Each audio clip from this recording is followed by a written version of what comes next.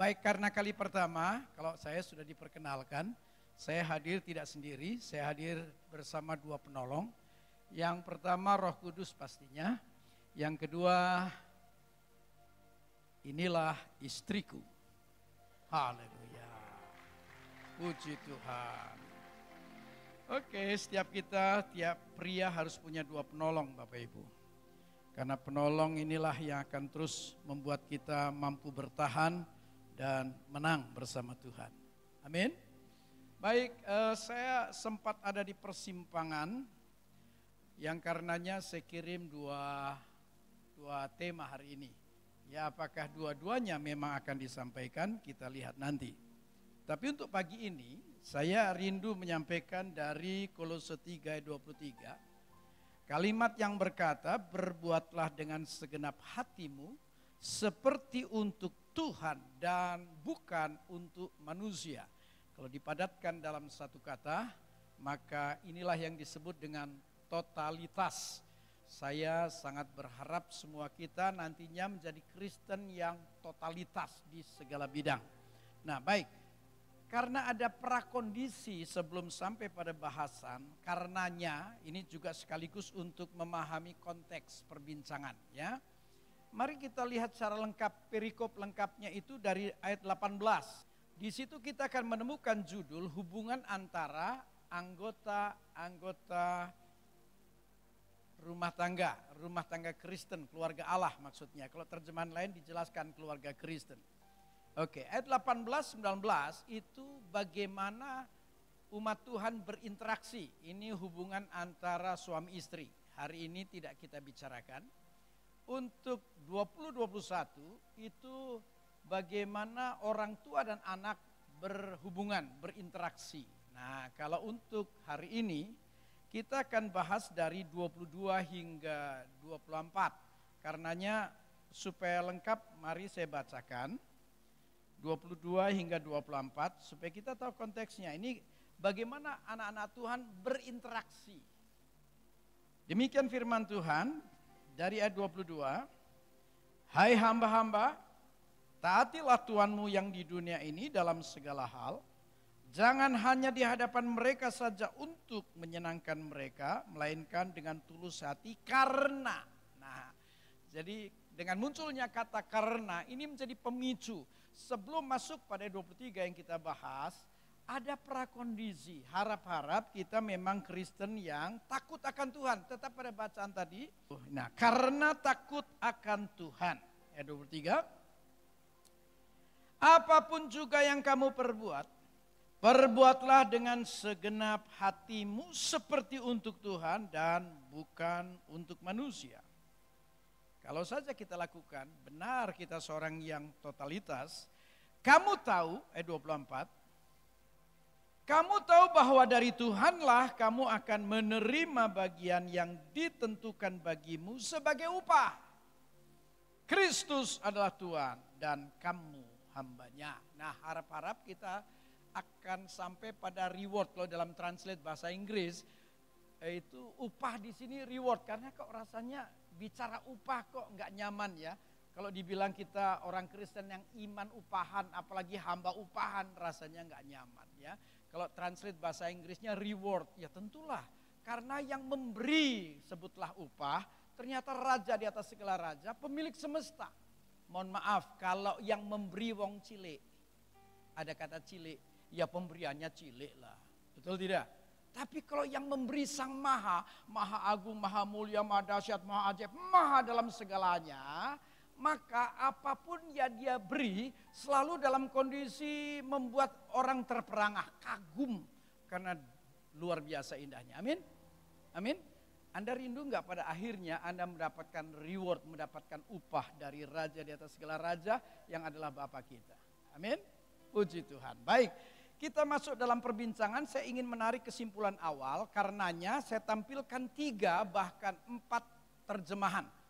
Tetap Kolose 3:23, namun 4 terjemahan dari TB, tadi sudah kita baca, Bahasa Indonesia Sehari-hari BIS, sepenggal TL, kemudian TSI. Demikian firman Tuhan. Apapun juga yang kamu perbuat, Perbuatlah dengan segenap hatimu seperti untuk Tuhan dan bukan untuk manusia. Bisnya, pekerjaan apa saja yang diberikan kepadamu, hendaklah kalian mengerjakannya dengan sepenuh hati, seolah-olah Tuhanlah yang kalian layani dan bukan hanya manusia. Padahal kita sedang berinteraksi dengan sesama, Bapak Ibu. Tapi kalimat penutup mengatakan bukan hanya manusia. Berarti ketika kita berinteraksi ada kehendak Tuhan yang harus terlaksana. Setuju? Setuju Bapak Ibu? Loh, kita pelaksana amanat agung, kita ambasador duta kerajaan. Kemanapun kita pergi harus menggarami, menerangi. Kita mencari suratan yang terbuka, ada berita sukacita. Dan kita juga akan membuktikan bahwa Allah kita perkasa. Imamat rajani, kita akan buktikan perkara besar memang terjadi ketika kita percaya kepadanya. Amin. Oke. Ada sepenggal dari TL, saya tambahkan di sana. Untuk kalimat bukan hanya manusia, terjemahan lamanya jangan seperti kepada manusia. Sebab kalau Anda tetap melihat bahwa kita sedang berinteraksi dengan sesama, kita akan terkecoh. Saya umpamakan ada si A, si B, si C. A bawahan, B setara, misalnya di perusahaan sama-sama direktur. C posisinya mungkin dirut kah presdir, berarti atasan. Nah, kalau saya sedang berinteraksi dengan bawahan, kecenderungan umum, ya namanya bawahan, saya enak dewi. Kalau sampai ditegur, jangan gitulah, apaan? Bawahan, minta apa? Gak ada urusan. Kalau bawahan. Kalau pangkatnya sama, standar. Kalau dia tuntut lebih bagus kenapa? Konco, podo pangkat, gak ada urusan. Gitu. Nah, tapi kalau sampai yang lebih tinggi, cenderung carmuk. ABS. Loh, tadi kan dikatakan jangan ketika ia ada saja. Tapi ketika dia tidak ada juga tetap dong harusnya. Tapi kan juga ada kecenderungan. Bos ada, wih kelihatan rajin. Bos pergi, jadi bos. Loh iya ada kecenderungan gitu. Makanya kalimatnya berkata supaya kita ini tidak terkecoh. Agar satu ketika kita paham bahwa kita harus totalitas kok. Kita melakukan segala sesuatu segenap hati seperti untuk Tuhan dan bukan untuk manusia. Saya tambahkan dari TSI-nya. Apa saja yang kamu kerjakan untuk majikanmu, lakukanlah dengan sepenuh hati. Karena kamu sebenarnya sedang melayani Tuhan, bukan manusia. Nah, dari 4 terjemahan maka saya menarik kesimpulan awal agar Anda baca arah kemana perbincangan kita. Kolose 3:23, sesungguhnya sedang mengajarkan kepada kita apa saja yang kita perbuat, kita lakukan, kita kerjakan dengan sepenuh hati seperti untuk Tuhan sebagai suatu bentuk pelayanan kepada Tuhan. Halo? Dari 4 terjemahan jelas arahnya ke sana. Apa saja yang kita kerjakan, ini sebuah bentuk pelayanan kepada Tuhan. Aku berumah tangga, ini ibadah. Aku kerja usaha, ini ibadah. Halo? Loh, jangan sampai kalah loh, Alkitab jelas mengatakannya. Betul tidak saudaraku? Kebayang gak sih? Kalau setiap kita melakukan segala sesuatu sepenuh hati seperti untuk Tuhan. Misal anak mahasiswa. Coba tanya anak mahasiswa, kamu studi untuk siapa? Untuk masa depanku lah. Ada yang lain, kamu studi kuliah untuk siapa? Untuk pacarku. Pacarku bilang, kamu nama Sarjono, nek gak pernah jadi sarjana, aku gak mau. Kan ada orang namanya Sarjono, ya kan? Tapi gak pernah lulus. Gak gelem aku. Aku kuliah untuk orang tuaku, karena orang tuaku menghendaki begini-begini dan seterusnya. Kebayang gak kalau sampai mahasiswa tadi, aku ini studi, apa saja bahkan untuk Tuhan. Kebayang gak kalau Anda melakukan segala sesuatu termotivasi untuk Tuhan. Mahasiswa sekolah untuk Tuhan, Anda bekerja termotivasi untuk Tuhan, Anda bisnis semuanya untuk Tuhan. Kebayang gak pasti karya terbaik yang akan dipersembahkan. Amin. Karena kan tadi saya bacakan tentang prakondisi, ada pemicu. Siapakah yang bisa totalitas nantinya? Hanya mereka yang takut akan Tuhan. Itu dia. Kalau Anda bukan seorang yang takut akan Tuhan, kayaknya nggak ada harapan untuk menjadi Kristen yang totalitas. Nggak ada harapan. Karena ada prasyarat kok di sini, jelas. Takut akan Tuhan itu menjadi prasyarat. Bapak Ibu Saudara, jadi saya ingin Bapak Ibu menyimak ya bahwa ketika kita melihat, mari kita lihat dululah karakteristik seorang yang takut akan Tuhan berdasarkan Amsal 1 ayat 7. Ini kan ayat populer nih ya. Sebab bicara takut akan Tuhan beda loh kekristenan dengan di luar Kristen. Pernah tanya, Anda pasti bergaul di luar sana, ada yang beragama di luar Kristen. Kamu orang beriman? Oh jelas. Takut nggak sama Allah? Welah, siapa yang nggak takut sama Allah? Percuma beragama kalau tidak takut sama Allah. Betul tidak? Kenapa kamu takut? Takut dihukum, belakang hari dilempar ke lautan api. Berarti di luar sana takut akan Allah itu ngeri, serem. Tapi takut akan Tuhan dalam kekristenan gabungan dua keadaan. Respect and love.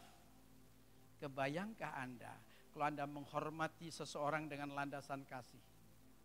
Hormat sudah jamin apa saja yang diperintah dikerjakan. Tapi kalau tanpa landasan kasih, enggak yakin karya terbaik yang akan dipersembahkan. Lalu landasan kasihnya ini loh yang memotivasi kita untuk memberi yang terbaik. Coba cek sekarang. Anda selalu termotivasi untuk beri yang terbaik? Halo? Karena bicara melayani kan dua kondisi. Melayani Tuhan, melayani pekerjaan Tuhan. Ini saya sedang melayani pekerjaan Tuhan. Ada Anda di dalamnya. Begitupun. Aku melakukan segenap hati seperti untuk Tuhan, bukan untuk manusia. Halo? Nah, Bapak Ibu, jadi kalau kita lihat Amsal 1 ayat 7, tolong munculkan.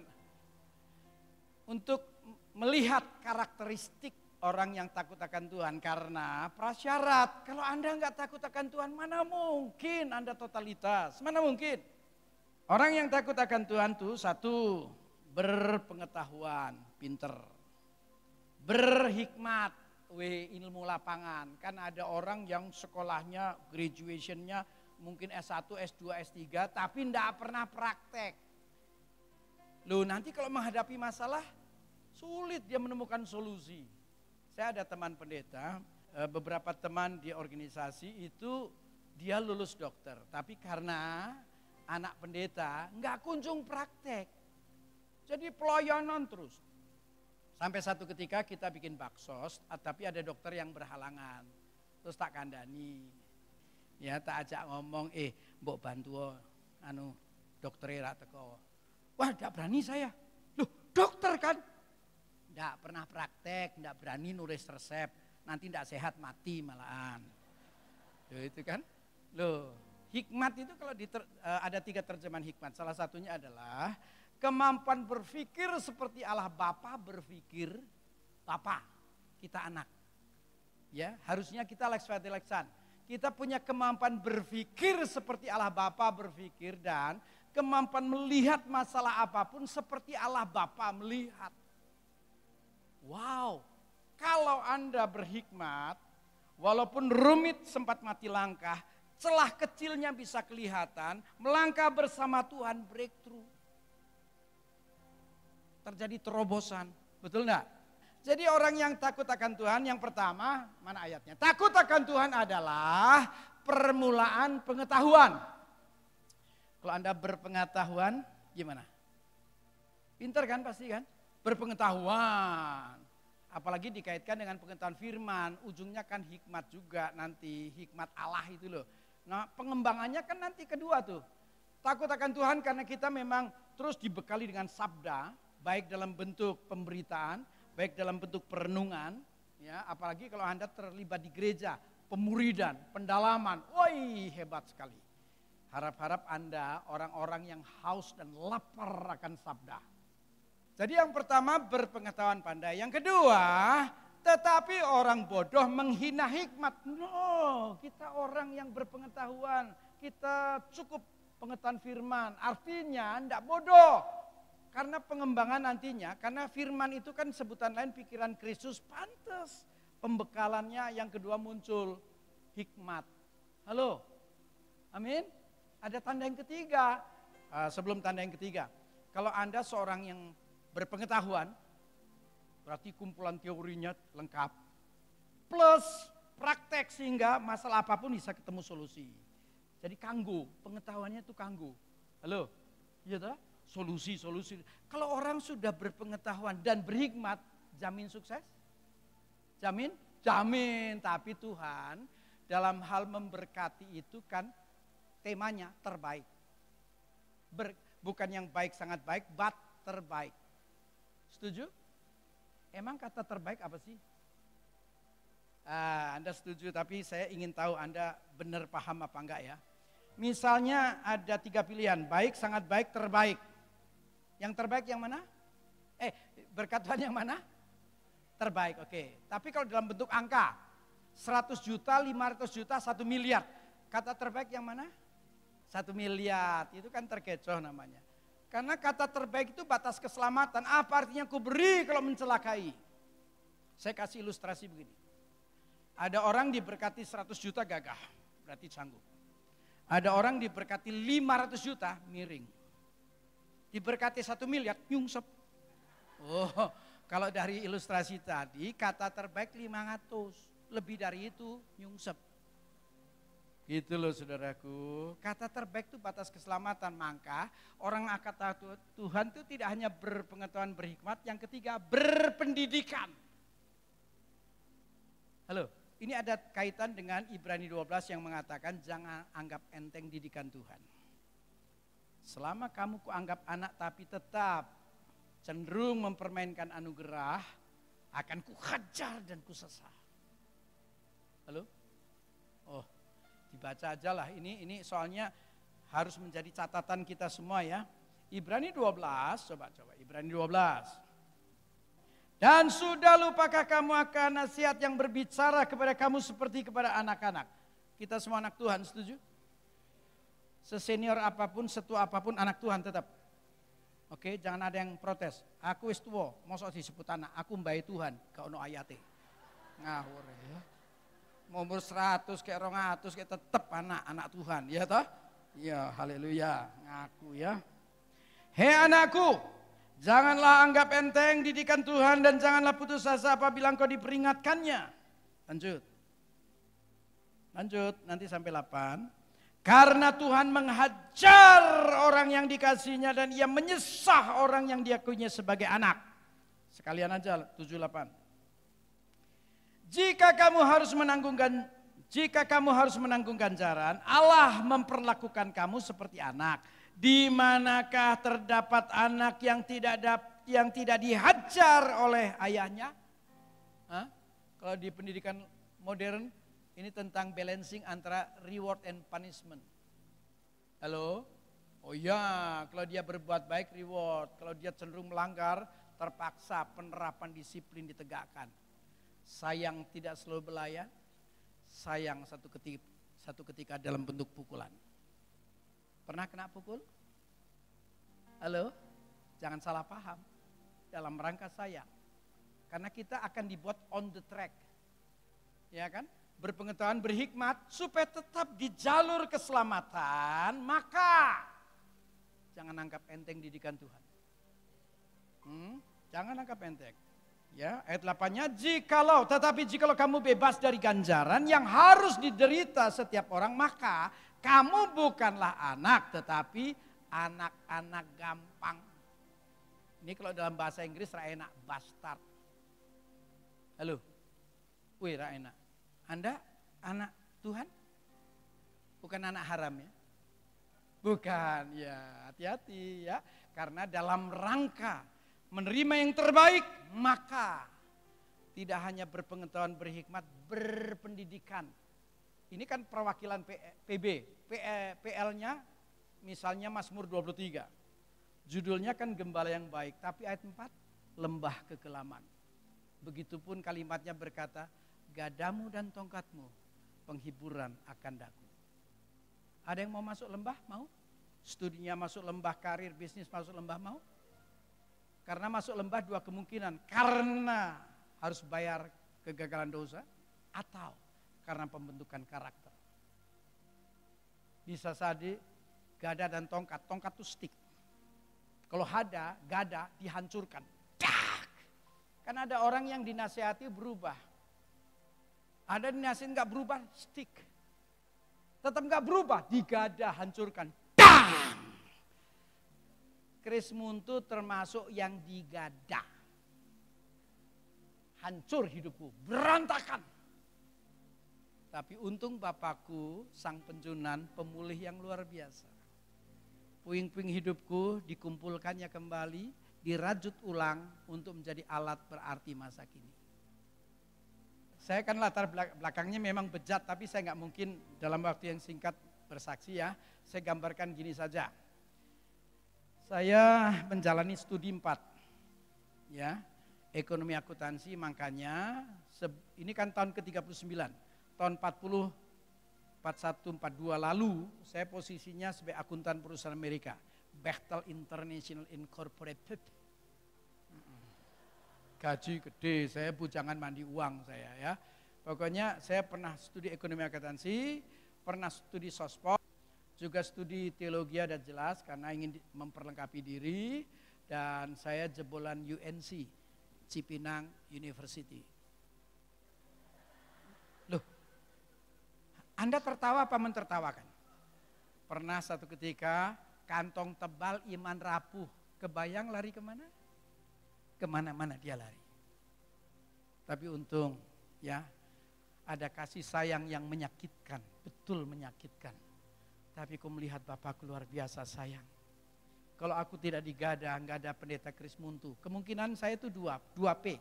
Kalau tidak pendeta, preman. Gak paham ya, gak apa-apa. Ya, untung saya digada. Ya, saya udah dapat panggilan, udah dapat nasihat, tapi saya nggak peduli. Oh, duit akeh kok. Oh, 40, 41, 42 tahun lalu. 5 yuto itu akeh. Dolar 1.100. Saya ingat Corolla generasi 1 meh 8 juta. 1,5 bulan bisa beli mobil. Halo. Zaman itu jarang orang naik pesawat. Keris Muntu sudah naik turun pesawat. Sekarang bangga apa naik pesawat? Lihat Juanda Surabaya. Nganggo sarung, nganggo sendal, lesehan yuk naik pesawat. Tapi zaman 40 tahun lalu, wih. Bapak kemana? Airport. Wih, sing takonnya heran. Wih, wong nom ya. Nanti lewat dari mana? Airport. Wili. Sekarang kagum mana? Airport. Sakarepmu. Enggak ada kagum. Zaman kapan itu aja kalau naik pesawat tuh tasnya dikasih gandulan apa kayak kertas kayak. Tanda kalau habis naik pesawat kan rendel itu loh. Hah? Ngerti gak sih? Oh, enggak pernah naik, kasihan ya, kasihan. Tidak pernah naik, susah jawab Anda itu ya. Nah, ini jadi kelamaan ya pengantarnya. Oke, jadi orang yang bakal totalitas adalah orang yang takut akan Tuhan. 3 ciri ada enggak? Anda berpengetahuan, Anda pencinta sabda, pengetahuan firman, logos. Tapi sisi lain ada pengembangan, mencapai tingkat hikmat nantinya. Karena terus Anda fight dengan kehidupan. Jangan pernah berpikir iman Kristen harus realistis. Jangan coba berpikir hidup tanpa masalah. Halo, loh kalau masih hidup itu disebut struggle of life. Tantangan hidup. Satu selesai yang berikut muncul. Tapi bersama Tuhan, tidak gentar. Haleluya, ya kan? Oh haleluya, itu nanti gambarannya kayak Raja Wali ya. Kalau burung lain kan begitu ada angin badai, sembunyi. Raja Wali nari. Ya toh? Anda kalau ada badai, makin gagah. Nah, yang makin gagah Raja Wali, yang enggak tambah gagah perkutut sampean. Kalau enggak emprit memang. Ya toh? Ini Raja Wali tambah angin, wah, nari dia di tengah badai. Halo? Itu dia, tanya tetangga, kamu Raja Wali apa perkutut? Tanya. Nah itu dia. Nah Bapak Ibu, jadi mari kita menjadi Kristen yang takut akan Tuhan agar kita melakukan segala sesuatu sepenuh hati seperti untuk Tuhan, bukan untuk manusia. Amin. Nah, oke langsung aja lah. Mengapa sih kita harus segenap hati seperti untuk Tuhan? Saya menemukan banyak hal sih. Saya cuma angkat 5 diantaranya. Yesus yang pertama, Yesus adalah penebus. Dan sebagai penebus dia melakukan dua hal seketika. Ia menebus juga melunasi pada ketika yang sama. Nah, memang kalimat firman-Nya yang sering kita dengar ketika menerima perjamuan kudus, firman yang berkata, kita ditebus lunas dengan darah anak domba yang tak bercacat celah. Halo? Amin? Cara menebusnya lunas, enggak bertahap. Hebat kan? Ini ingin menegaskan bahwa hidup kita, hidupku bukan milikku, tapi milik Tuhan. Oh penting, menyadari hidup ini milik Tuhan. Sebab kalau kita sadar hidup ini milik Tuhan, Tuhan itu owner, kita tidak mungkin semena-mena dengan hidup kita. Halo? Kan saya prihatin kalau suka melihat anak Tuhan membuang dirinya ke tong sampah. Ya, kedugem, ya, mabuk, judi, free sex, saya anggap itu tong sampah karena dia mengarahkan hidup pada kerusakan. Kalau sadar hidup ini bukan milikku, bukan milik kita tapi milik Tuhan, pasti Anda akan jaganya. Amin. Saya kasih contoh nih ya, mungkin Anda pernah dengar demonstrasi besar di Jerman, kaum wanita. Dari muda sampai oma-oma melok. Gara-gara pemerintahan Jerman mengeluarkan ketetapan dilarang aborsi. Tumpah wanita Jerman. Ini tubuh-tubuhku. Kenapa mau atur? Aku mau aborsi mau apa? Terserah gue. Hah? Ya itu ke pemerintahan Jerman. Berani ke pemerintahan kerajaan Allah. Tubuhku, kenapa mau atur? Hidup ini milik Tuhan. Amin Bapak Ibu. Iya, kalau ini milik Tuhan sudah semestinya dijaga. Anda tahu, demi menebus, Yesus harus menjalani 10 siksa yang disebut Via Dolorosa. Yang disebut jalan salib. Dan tetap bertahan sampai tetes darah penghabisan di puncak derita salib Golgota. Untuk menebus kita, Yesus harus melewati Via Dolorosa. Emang seberapa mahal sih nilai penebusan? Ada di Alkitab loh, Anda pernah menemukan enggak nilainya? Karena dosa manusia tergadai. Dan Yesus, nah ini ada kaitannya nih kalau memang dikhotbahkan nanti sore, guaranteed ya. Yesus menebus lunas. Tapi cara menebusnya kok sampai 10 siksa. Bertahan lagi sampai tetes darah penghabisan di puncak derita salib Golgota. Nilainya berapa? Pernah Anda menemukan nilai penebusan buat kita masing-masing? 3 triliun. Ada di Alkitab. Ada enggak? Ada yang manggut ada ya. Anda mikir, oh boyku, pendeta sesat ya. 3.000 miliar. Ada enggak cerita di Alkitab? Ada seseorang berhutang kepada raja 10.000 talenta. Sementara temannya hutang kepada dia 100 dinar. Upah 1 hari, 1 dinar. Kalau 100 berarti 3 bulan gaji kurang lebih. Nah, raja yang dimaksud mewakili Yesus Tuhan yang murah hati, lemah lembut. Ketika dia menghadap mohon diberi perpanjangan waktu. Raja yang murah hati menjawabnya lunas. Ada cerita itu enggak sih? Sayangnya ketika 10.000 talenta hutang kepada raja dianggap lunas. Dia keluar ketemu temannya yang hutang 100 dinar. Bayar! Raja dengar, kamu tak lunas 10.000 talenta. Koncomu kamu tagih, selesai. Ada kan cerita itu? 1 talenta identik dengan 300 juta. Kalau hitungan rupiah. Saya enggak hitung dalam logam mulia itu lebih tinggi, tapi saya anggap lebih mudah dalam bentuk rupiah saja. 300 juta, ini 10.000 tambahkan 04. 3 triliun. Anda kalau kena beban hutang 3 triliun, iso bayar? Kebayangkah Anda, Yesus harus melewati Via Dolorosa dalam rangka menebus. Sadar hidupku bukan milikku. Makanya sejak pertobatan ku jaga. Saya ini sampah. Tapi sejak ku dapatkan panggilan hidup baru, ku jaga. Doa puasa ketat. Ya saya ini aslinya 12 kilo dari sekarang. untuk ukuran Zakeus 12 kilo itu akeh. Halo, saya kan pendeta ukuran Zakeus.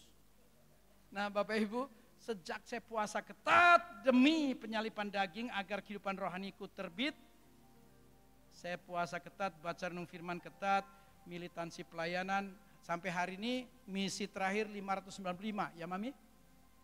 Misi terakhir 595, dan di dalamnya 10 kali hampir mati. Tapi enggak akan mundur, demi melaksanakan tugas kerajaan. Halo?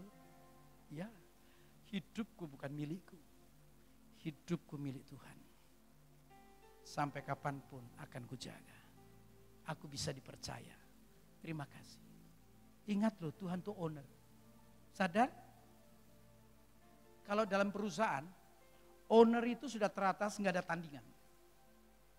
Di struktur organisasi perusahaan, boleh saja ada dirut, ada presdir, tapi nggak pernah menang sama owner. Betul nggak sih?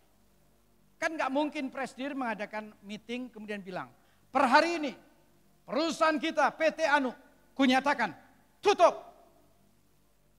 Ownernya teko, weku. Kowe presdir tak gaji, perusahaan weku, sing iso buka tutup aku. Dan Yesus sang pembuka pintu. Kalau Tuhan buka dan bisa tutup. Tapi kalau Tuhan tutup, tidak mungkin dibuka. Mana respect and love? Mana rasa hormat dan kasih? Mana? Kalau engkau takut akan Tuhan, engkau memposisikan diri totalitas. Melakukan segala sesuatu sepenuh hatiku seperti untuk Tuhan dan bukan untuk manusia. Misi hampir 600 kalau hitung-hitungannya untuk manusia, tidak mungkin saya lakukan. Tapi karena hitung-hitungannya untuk Tuhan, baik Tuhan. Apalagi zaman tsunami Aceh. Anda pernah naik mobil 4 hari non-stop? 8 provinsi. Bawa truk isi tenda sembako selimut. Start Jakarta, saya bikin peraturan. 6 jam jalan, 1 jam berhenti. Terserah mau tidur, mau mandi, mau makan. 6 jam jalan, 1 jam berhenti. Jalan lagi, hari keempat. Berarti pulang pun hari keempat. Dan itu berlangsung 12 kali. Kebayang gak? Baru datang, tahu-tahu perintahnya turun. Anakku, pasukan kasih sayang kedua berangkat. Tuhan, capek Tuhan. Berangkat. Ah yang benar Tuhan. Kamu enggak berangkat, aku perintah yang lain. Siap. Saya kasih tahu tim. Perintah turun, perintah apa Om? Berangkat. Oh Om bercanda. Enggak bercanda. Tuhan bilang, kita enggak mau, orang lain akan diberangkatkan. Kamu kalau enggak mau, aku cari tim lain. Iya ya Om, ya Om. Ya Om capek nih Om. Mau enggak? Mau, oke. 4 hari maju, 4 hari pulang. Capek.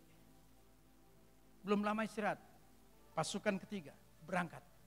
Tuhan, kira-kira Tuhan. Pasukan ketiga berangkat. Duitnya juga Tuhan dari mana? Pasukan ketiga berangkat. Siap! Gak lama lagi ada bisa belanja. 12 kali. Kalau bukan karena atau untuk Tuhan, enggak mampu. Sekarang saya, Kris Muntu, berangkat. Aceh. Ora. Nah. Kalau sekarang kan dari Jakarta tembus sampai Bali. Ini pacaran hari tua. Kami berdua ini umur 67. Bapak Ibu, jadi ini pacaran hari tua. Tapi kalau diperintah ke Aceh 4 hari, enggak sanggup. Kok waktu itu sanggup? Perintah kerajaan. Bapakku yang melepaskan perintah.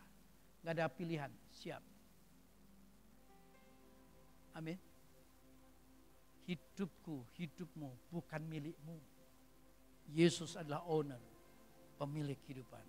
Buktikan respect and love. Kalau Anda menghormati dan mengasihi, engkau melakukan apa saja sebagai ibadah. Halo? Iya. Nah, yang kedua. Yesus bukan hanya penebus, Yesus itu Tuhan. Tentang apa? Kedaulatan. Loh, kata Tuhan itu kan kedaulatan. Tuan pembanding Hanya nggak ada. Tuhan itu bos. Tapi kalau ditaruh H, Tuhan bos di atas segala bos. Tuhan di atas segala yang dipertuan. Raja di atas segala raja. Penguasa di atas segala penguasa. Soal apa? Sikap hati. Kalau engkau sudah mengakui kepemilikan, nah bagaimana sikap hati? Karena tidak hanya sebagai penebus. Yesus itu Tuhan. Halo? Harusnya nih kita terbiasa untuk apapun yang Tuhan firmankan kita kerjakan. Amin. Loh iya, kalau Anda mengerjakan apa saja yang kau dengar, berarti Anda termasuk taat. Tapi masih dipertanyakan sikap hati. Kan kalau bos di perusahaan, perintah apapun ke bawahan dilaksanakan. Ini bawahan taat ini, betul tidak? Tapi kan sikap hatinya belum tentu. Pas diperintah, gerutu. Mungkin enggak. Apalagi dia diperintah terus, tapi gajinya enggak dinaikkan. Kan muncul keluhan, aku diperintah terus, sini aku diperintah. Tapi gajiku rak munggah-munggah, little me, salary no up. Gajiku rak munggah-munggah. Anda seneng nek pendeta aneh ya, up. Apa nek digedhekke ngono tambah aneh. Ya toh? Sikap hati. Bagaimana kita mengerjakan dalam penundukan diri, hati tunduk. Amin. Iya, bukti dong kalau kita benar menghormati dengan landasan kasih. Jadi kita ini mengakui tidak hanya kepemilikan, tapi mengakui kedaulatan. Yang ketiga, Yesus sang pemilik dan juga berdaulat ternyata memberi status baru. Tidak hanya soal kepemilikan kedaulatan, but dia berikan status baru bagi kita. Wih, hebat loh. Kalau hanya dimiliki dan dikuasai tanpa status baru, kayaknya kurang nyaman. Tapi heran, Yesusku melakukan yang ketiga. Galatia 4 ayat 6 dan 7. Galatia 4 ayat 6 dan 7. Tolong munculkan. Mengatakan demikian.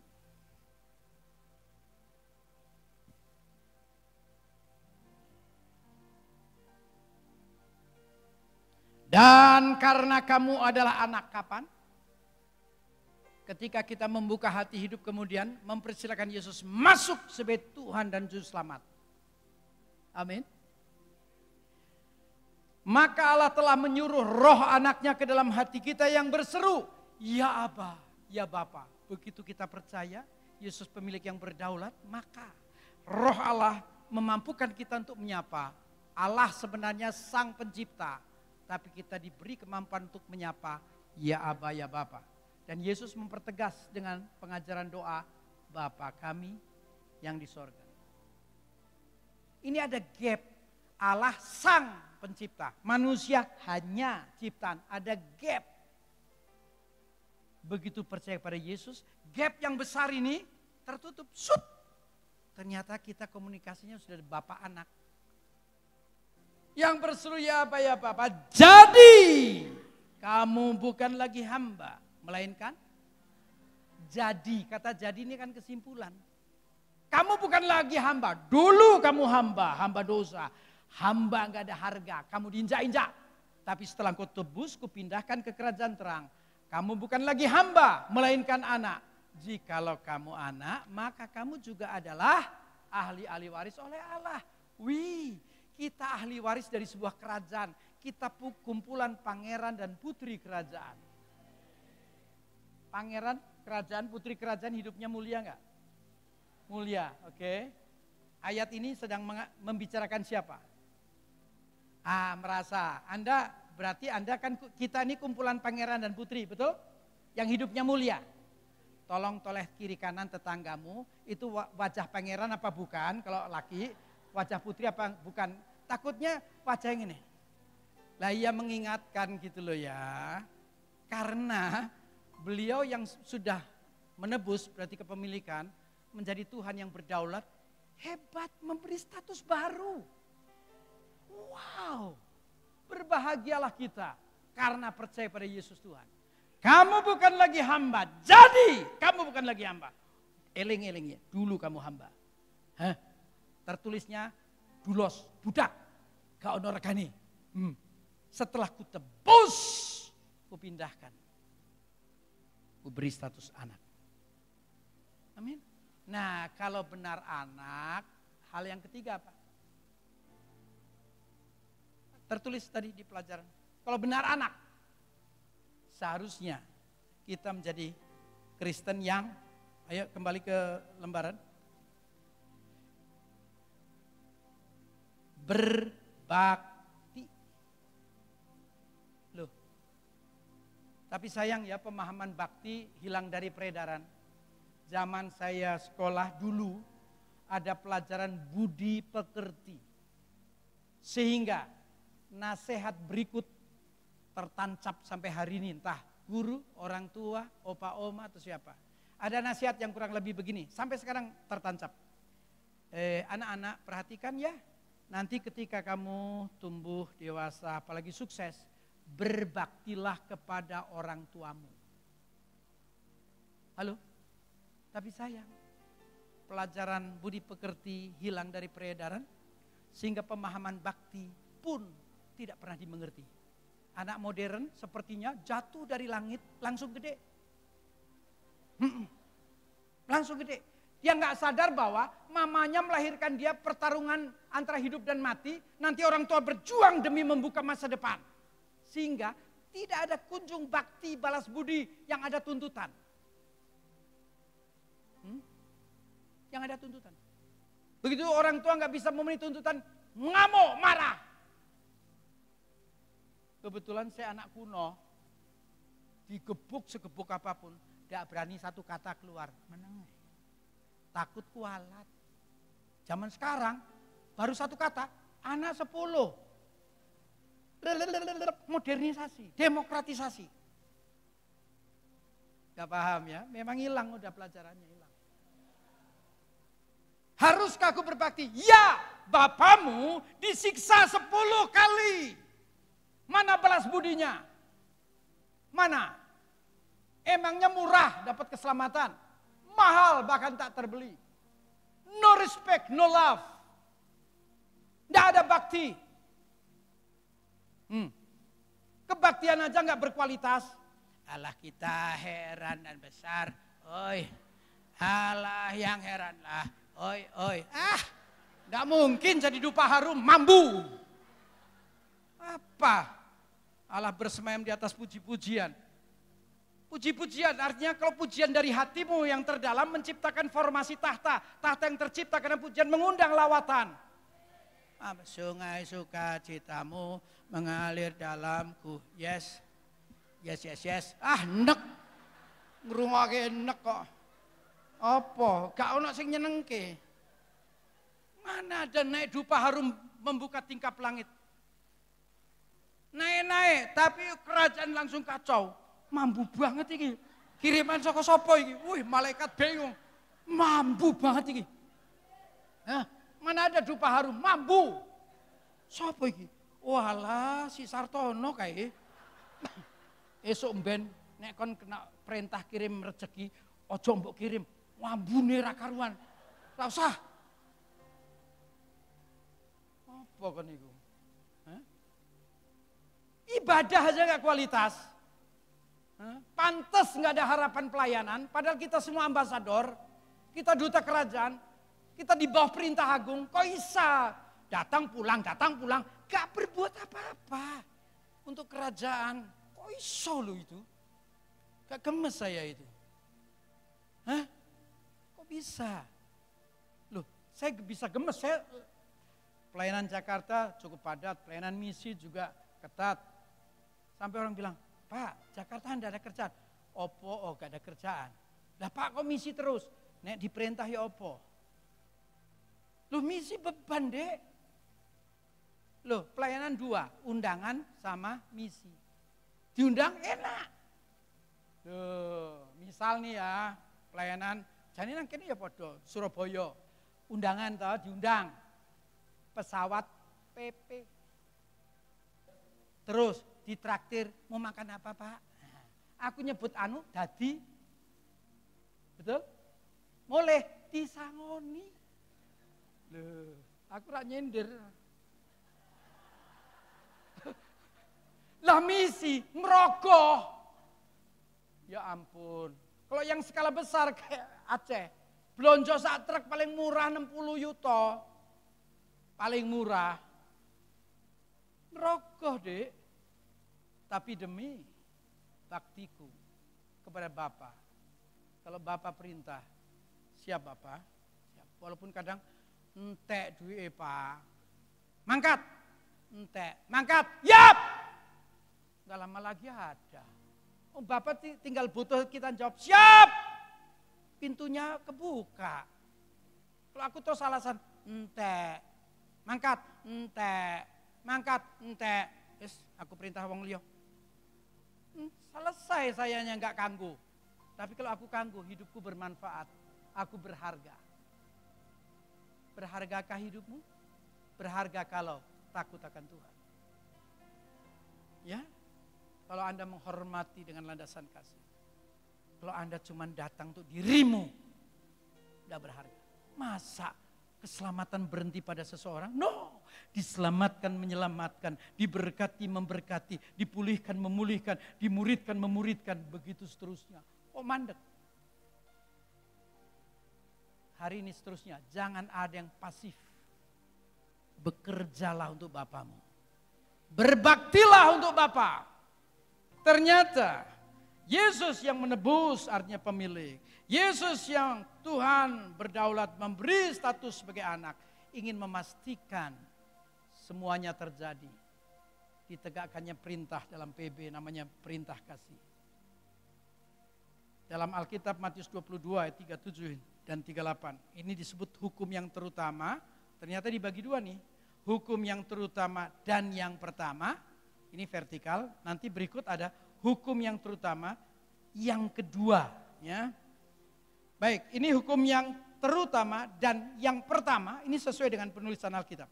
Matius 22, 37, 38. Kasihilah Tuhan Allahmu dengan satu, segenap hatimu. Dua, segenap jiwamu. Tiga, segenap akal budimu. Saya rasanya baru 2 tahun terakhir ini clear. Mungkin Anda lebih cepat ya. Hati dan jiwa sering muncul bersamaan di satu ayat. Ternyata saya confused, saya tidak paham. Saya sempat menganggap, oh sama saja. Selama ini yang saya tahu jiwa itu 3, pikiran, perasaan, kehendak. Di dalam jiwa ada pikiran, ada perasaan, ada kehendak. Saya anggap samalah hati kurang lebih itu. Ternyata jauh berbeda. Hati itu satelit jiwa. Cara lain, hati itu seumpama sopir, sedangkan jiwa itu mobil. Cara lain, hati itu kalau dalam gereja, kalau kita ke gereja manapun sering dijelaskan tentang visi dan misi. Visi adalah target yang ingin dicapai di masa mendatang. Misi adalah langkah konkret dalam rangka mencapai target. Jadi hati penggerak jiwa. Nangkep gak sih? Ada yang cepet nangkep. Manggutnya enak. Tapi ada yang manggut 2 arah. Wis ngene batal. Ketoke ngerti, bingung tapi ini. Tolong 1 arah supaya saya tahu Anda ngerti apa enggak. Nek kedek ya kedek lah, yang manggut ya manggut lah. Ini ada yang 2 arah. Ketoke ngerti deh nih. Oh iya, tapi ora. Jangan suka membatalkan gitu, yang jujur ya. Halo. Lama-lama Anda kayak boneka Jogja ya. Col, tulan. Pertanyaannya begini. Apa yang ada di hatimu yang akan menggerakkan jiwamu? Itu maksudnya. Halo. Jadi kalau saya bertanya kepada Anda, apa yang ada di hatimu? Oke, saya langsung gambarkan tentang 3 jenjang. Kristen itu 3 jenjang. Berkenan, diizinkan, dibiarkan. Halo? Gak mungkin saya khotbah ini ya, ini lumayan. Saya langsung aja. Kristen itu tidak hanya seorang yang mendekat hingga melekat, misalnya mimbarnya Tuhan, tapi ada di hati Tuhan. Daud, walau catatan gagalnya juga mengejutkan, tapi fakta Alkitab berkata Daud adalah seorang yang ada di hati Tuhan. Halo? Ibadah ini kan dalam rangka mendekatkan diri kepada Allah yang kita percaya, agama apapun sama. Kalau dalam ibadah engkau mengalami Tuhan, mengalami perjumpaan secara pribadi dengan Tuhan, harusnya engkau bukan lagi mendekat, tapi seorang yang melekat karena mengalami Tuhan itu indah. Tapi untuk naik kelas lagi di hati Tuhan, dalam perkenanan baginda raja, ono regono rupo. Bukan barang murah. Anda tidak berani bayar, Anda tidak mau radikal all out, jangan harap. Jadi mari kita seorang yang di hati ini, saya kepengen seperti Daud. Tuhan, aku rindu mencapai tingkat di mana aku ada di hati-Mu. Kebayang nggak suami istri? Kalau Anda suami, ada di hati istri. Anda dieling-eling nggak? Ingat nggak? Sebaliknya, tadi kan suami dia, istri di hati suami, kira-kira bakal terus diingat nggak? Hati-hati, kalau sampai istri nggak ada di hati suami, di luar sana banyak kuntilanak, kuntil mak, kuntil engkong, dan kuntil-kuntil lainnya. Tapi kalau ada di hati suami, rem, dieling. Eling anak bojomu, oh iya, nek gak eling, edian kon pancen. Halo? Nah, indah kalau kita ada di hati Tuhan. Gak kepengen ya? Saya kepengen banget. Aku ingin memastikan satu ketika, aku ada di hati-Mu Tuhan. Aku ingin konfirmasi bahwa aku ada di hati baginda raja. Amin. Nah, jadi kekristenan harusnya di hati setiap Kristen ada sebuah tekad kuat untuk hidupnya berkenan bahkan menyenangkan hati Tuhan. Karena ini yang ada di hatimu, maka 3 unsur jiwa ke 1 titik. Gimana pikiranmu? Aku mikir terus gimana cara menyenangkan hati Tuhan. Gimana perasaanmu? Aku terus piye yo, yang terbaiklah aku mau persembahkan. Gimana proses pengambilan keputusan kehendak? Semua proses pengambilan keputusan seringkali berkaitan dengan harga. Halo? Semahal apapun, kalau ini yang Tuhan mau, aku siap. Kebayang kalau di hatimu kosong? Pikiran kemana, perasaan kemana, kehendak pun gak jelas. Manusia yang gelayang yang gak punya prinsip. Piye kowe? Ambolah. Tapi kalau di hatimu ada tekad hidup berkenan menyenangkan hati Tuhan. Apa yang ada di hati menggerakkan jiwa. 3 unsur jiwa akan ke 1 titik. Sebuah kehidupan yang stabil, yang mantap, yang kuat, semahal apapun. Sekali Yesus, tetap Yesus. Haleluya. Puji Tuhan. Kan baru segenap hati, segenap jiwa. Cukup? Enggak. Baru benar bisa dikerjakan kalau segenap akal budi. Ternyata perbincangan tentang akal budi berkaitan dengan ketulusan dan keikhlasan. Tulus ikhlas itu diterjemahkan di KBBI melakukan segala sesuatu karena Tuhan. Aku ya heran. Loh. Kok kamu sih selaras yo? Orang yang tulus ikhlas tuh ternyata orang yang melakukan segala sesuatu karena Tuhan. Halo? Wow. Nah, kenapa kok bisa mengarah pada kesimpulan melakukan segala sesuatu karena Tuhan? Ya gabungan 2 kata ini. Kalau hanya tulus gak bisa. Harus tulus ikhlas. Tulus, ketulusan hati. Apa sih tulus? seorang yang melakukan segala sesuatu tanpa pamrih, tanpa beban, penuh sukacita dan rasa syukur karena boleh bisa melakukannya. Dan itu keluar dari hati yang jernih. Tulus adalah sebuah keadaan di mana seseorang melakukan segala sesuatu tanpa pamrih. Karena sudah tanpa pamrih, tanpa beban, tanpa pamrih. Sukacita, penuh rasa syukur karena boleh melakukan. Dan itu keluar dari hati yang bening, yang jernih. Wow. Tapi kata tulus ternyata ada batasnya. Makanya ditambahkan ikhlas. Ikhlas didefinisikan rela melepaskan bagian yang berat. Melakukan kehendak Tuhan tidak selalu menyenangkan. Ada bagian yang berat dan menyakitkan. Pertama kali saya masuk ke ladang Tuhan, saya udah seneng banget. Saya berpikir bahwa saya akan bergaul dengan malaikat kerajaan. Loh, saya kan sampah.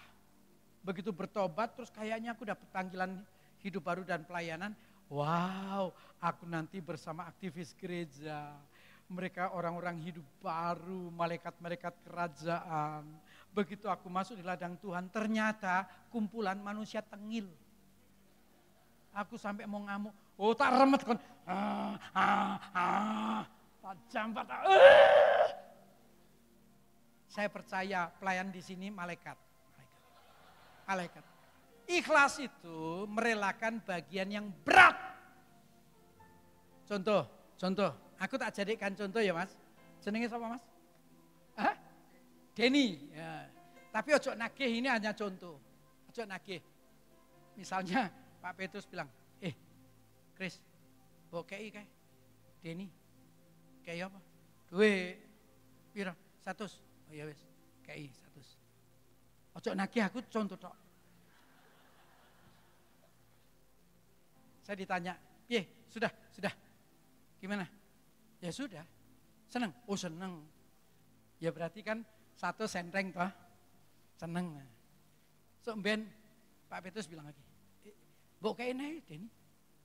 Oh ya, piro? Berapa? Sekarang 1 juta wis, 1 juta. Oh oke, 1 juta, cetiau ya. Dari cepek wis naik cetiau, oke. KI, amin ya. Tapi ojo nagih ya.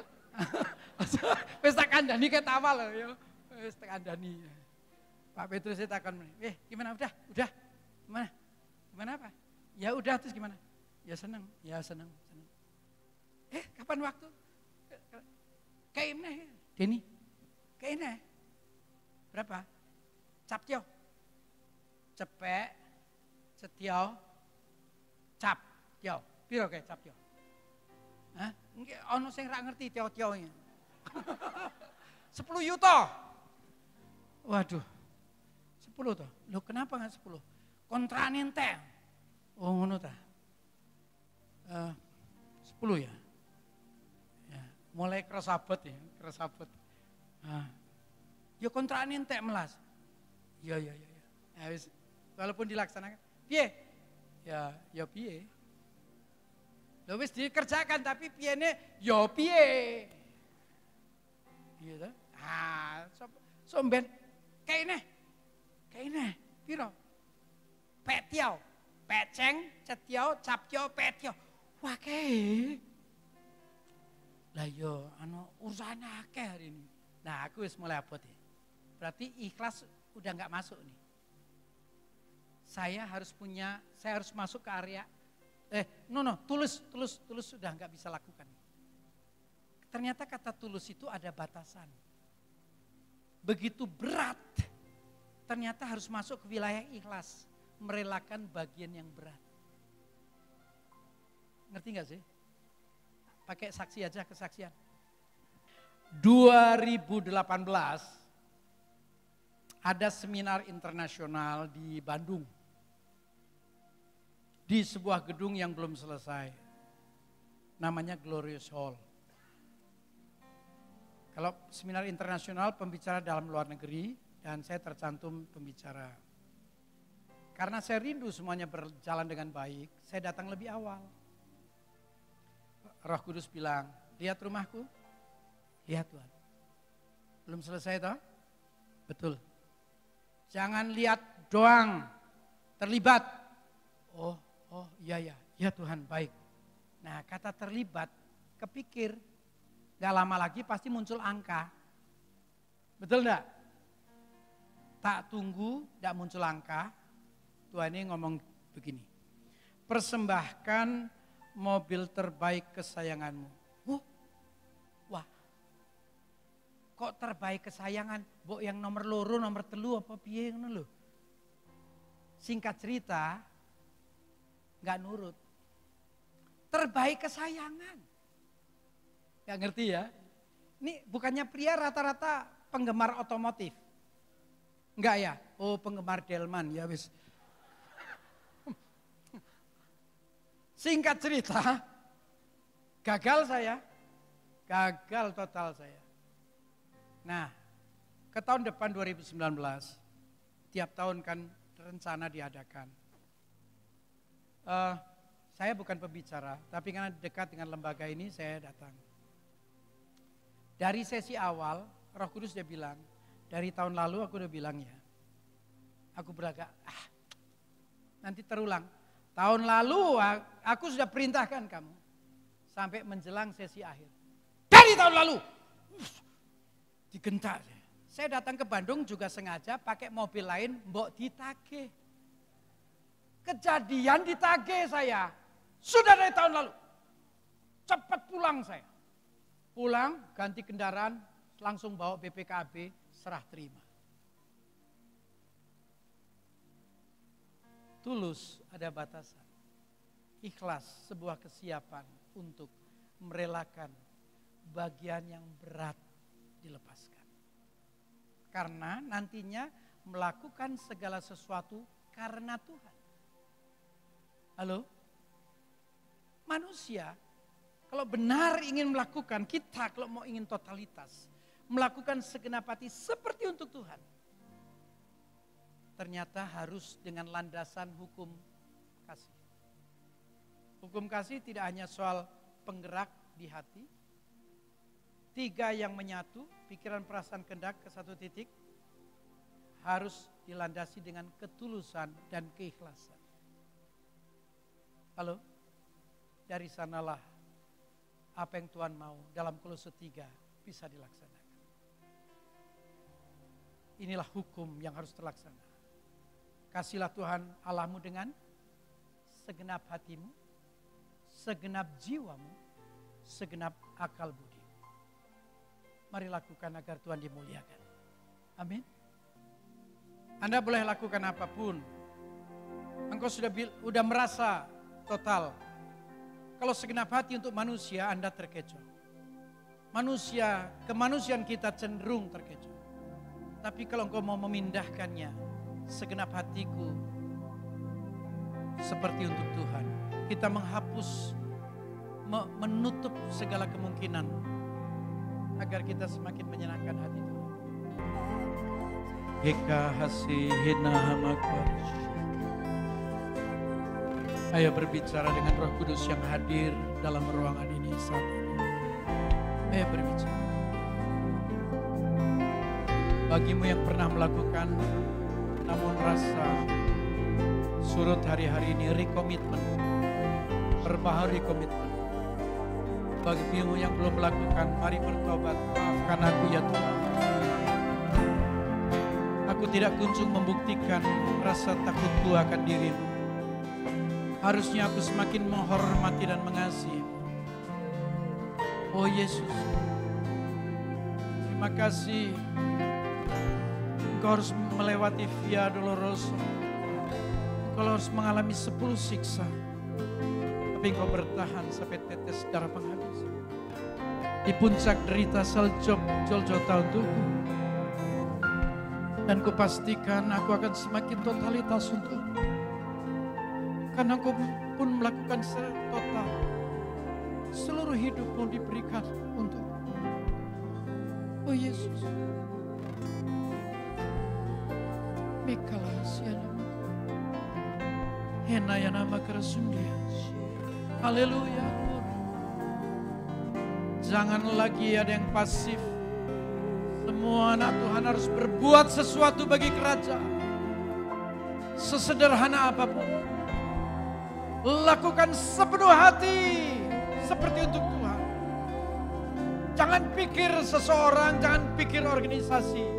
Aku lakukan untukmu ya Tuhan. Hina nama kuasa. Hina ya nama kerasundi. Haleluya. Oh. Hina nama kuasa.